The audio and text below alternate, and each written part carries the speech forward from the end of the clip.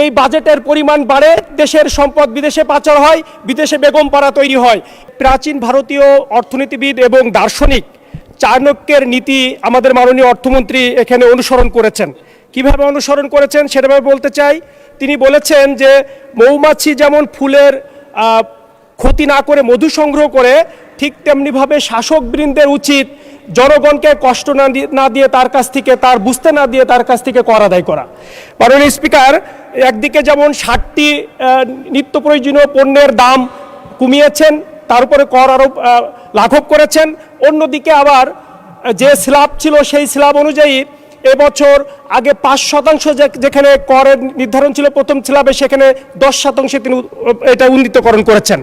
এভাবে জনগণকে বুঝতে না দিয়েই জনগণের উপরে করের একটি বোঝা চাপিয়ে দেওয়ার চেষ্টা করা হয়েছে। মাননীয় স্পিকার, আরেকটি বিষয়, আমাদের মাননীয় সংসদ সদস্য যারা সরকারি দলের আছেন, ওনারা 260 জন সংসদ সদস্য এই বাজেটের উপরে পজিটিভ কথাগুলোই সবসময় বলছেন। তো আমরা এখানে মাত্র 90 জন আছি, এই 90 জন পজিটিভও বলছি, আবার কিছুটা ক্রিটিসিজমও করছি। এই সুযোগটা তো আমাদেরকে দিতে হবে। এটা বলতে চাই এই কারণে যে এই সুযোগটা গণতান্ত্রিক, এটা সৌন্দর্য।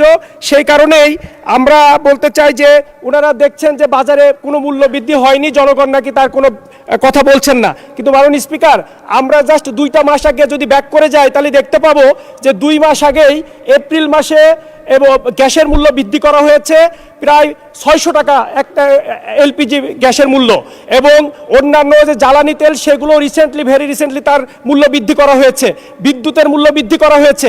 এগুলো নিয়েই জনগণ মানে অতিষ্ঠ অবস্থায় আছে, যার পরিপ্রেক্ষিতে এখন বাজারে গিয়ে কতটুকু তার প্রভাব পড়ছে সেই বিষয়টা জনগণের আসলে বোঝার সুযোগ হচ্ছে না মাননীয় স্পিকার।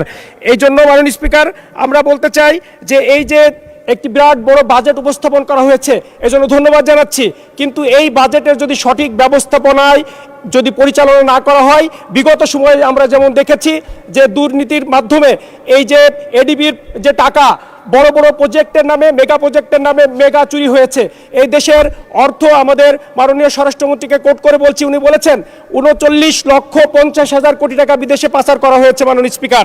সেটা কিন্তু এই দেশের উন্নয়নের জন্য যে বরাদ্দ ছিল সেই বরাদ্দ থেকেই তৎকালীন সরকারের ছত্রছায়া এবং সরকারি লোকজন তারা বিদেশে এগুলো পাচার করেছেন মাননীয় স্পিকার। মাননীয় স্পিকার, আমরা বলতে চাই যে আবারও এই যে এই বাজেট থেকে নতুন করে আবার এইভাবে বিদেশে পাচার হবে কিনা, সেটার ব্যারিয়ার করার কোনো বিধান সরকার রেখেছে কিনা সেই বিষয়ে কিন্তু আমরা এখনো জানার বাইরে রয়ে গেছি মাননীয় স্পিকার। মাননীয় স্পিকার, আমরা দেখেছি 72 সালের 786 কোটি টাকার বাজেট 7,000 পাড়িয়ে 7 লক্ষ পেরিয়ে আজকে 9 লক্ষ উপনীত হয়েছে। কিন্তু মাননীয় স্পিকার, আমার গ্রামের যে মানুষটি দুঃখী মণ্ডল, তিনি যেভাবে টিনের চালা বেয়ে তার জীবনযাপন করতেন, এখন পর্যন্ত তিনি সেই টিনের সেই চাল স্থাপন করে তার জীবনযাপন করে যাচ্ছেন মাননীয় স্পিকার। মাননীয় স্পিকার, আমাদের এই দেশের এই বাজেটের পরিমাণ বাড়ে, দেশের সম্পদ বিদেশে পাচার হয়, বিদেশে বেগম পাড়া তৈরি হয়। এই সমস্ত ঘটনাগুলো আমরা দেখতে পাই যখন সরকারি দলে যারা থাকেন তাদের ছত্রছায়ায়, তাদের মাধ্যমেই এগুলো স্যার মাননীয় স্পিকার বাইরে পাচার হয়ে যায়। আমরা দেশের জনগণ, আমরা শুধুমাত্র পরবর্তীতে এসে যে সরকার পরবর্তীতে আসেন তারা বলেন যে বিগত সরকার এগুলো পাচার করে গেছেন। মাননীয় স্পিকার, যখন সরকার ক্ষমতায় থাকে এইগুলো জানার সুযোগ জনগণের হয় না। এই জানার ব্যবস্থা বর্তমান সরকার রেখেছেন কিনা এইটা আমাদের জানার প্রশ্ন মাননীয় স্পিকার।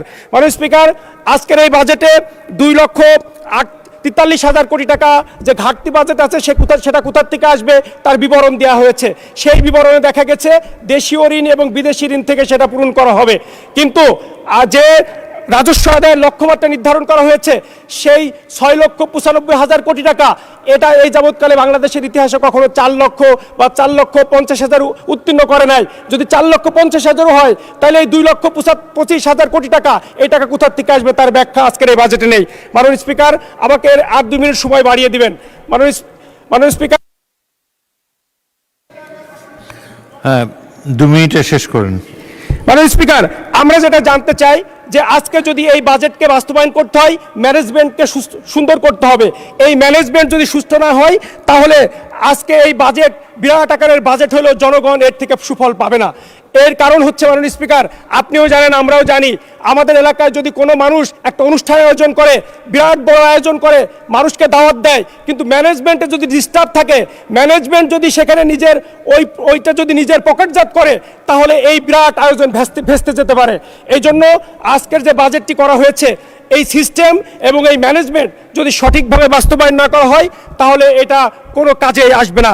সে কারণে মাননীয় স্পিকার, আমরা বলতে চাই যে এখানে আমাদের বিনিয়োগ বান্ধব একটি অর্থনীতি প্রয়োজন, কিন্তু বিনিয়োগ হওয়ার জন্য যে আইন শৃঙ্খলা পরিস্থিতি বিরাজমান থাকা প্রয়োজন, বাংলাদেশে কিন্তু এখন সেটা আমরা দেখতে পাই না।